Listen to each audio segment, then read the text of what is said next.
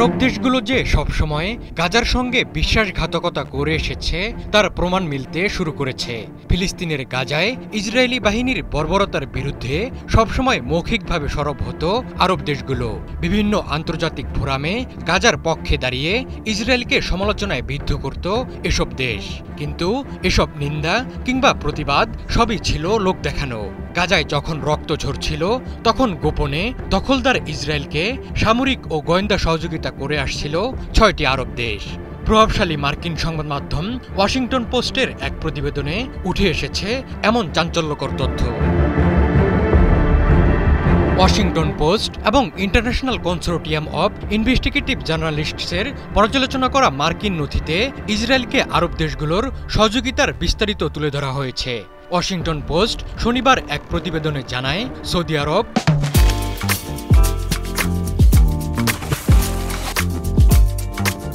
মিশর, জর্ডান, সংযুক্ত আরব আমিরাত, বাহরাইন এবং কাতার একটি আঞ্চলিক প্রতিরক্ষা কাঠামোর অংশ ছিল, যার নাম ছিল আঞ্চলিক নিরাপত্তা কাঠামো। কুয়েত এবং ওমানকে ভবিষ্যতে এর সম্ভাব্য অংশীদার হিসেবে তালিকাভুক্ত করা হয়েছিল। আর এই পুরো প্রক্রিয়াটি মার্কিন সেন্ট্রাল কমান্ডের সমন্বয়ে পরিচালিত হতো। প্রতিবেদনে বলা হয়েছে, এই নেটওয়ার্কটি মূলত ইরানের আঞ্চলিক প্রভাব মোকাবিলা এবং ইসরায়েলের সাথে সামরিক সম্পর্ক জোরদার করার লক্ষ্য নিয়ে কাজ করত। আরব দেশগুলো নিয়মিতভাবে গোয়েন্দা তথ্য আদান প্রদান করত। নথিতে দুটি নামহীন আরব দেশের সরাসরি মার্কিন বিমান বাহিনীর স্কোয়াড্রনের সাথে গোয়েন্দা তথ্য ভাগ করে নেওয়ার বিষয়টি উল্লেখ করা হয়েছে। ইরান এবং তার প্রক্সিদের মিসাইল ও ড্রোন মোকাবিলা করার জন্য অংশগ্রহণকারী দেশগুলো তাদের রাডার ও সেন্সর ডেটা মার্কিন নেটওয়ার্কের সাথে সংযুক্ত করেছে।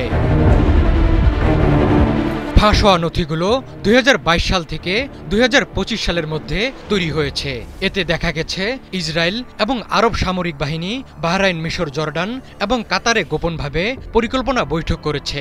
২০২৪ সালের মে মাসে কাতারের আল উদেদ বিমান ঘাঁটিতে একটি বৈঠক অনুষ্ঠিত হয়।